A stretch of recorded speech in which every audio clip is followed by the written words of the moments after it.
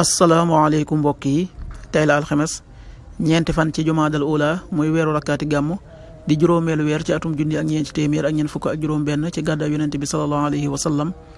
dëppoo juróom-ñaari fan ci weeru novembre ci atum ñaari junni ak ñaar fukk ak ñeenti fan bokkul ci lim yu fàtti lim bu rafet la kon tey ci alxames ji rafet na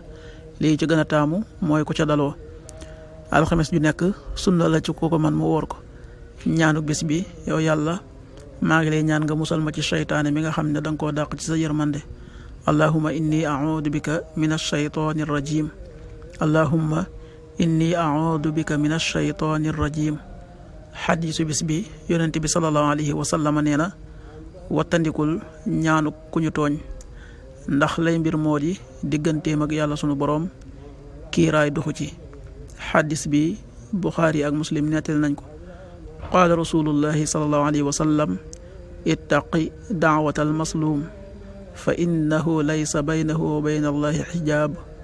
rawahu albuxaari wa muslim.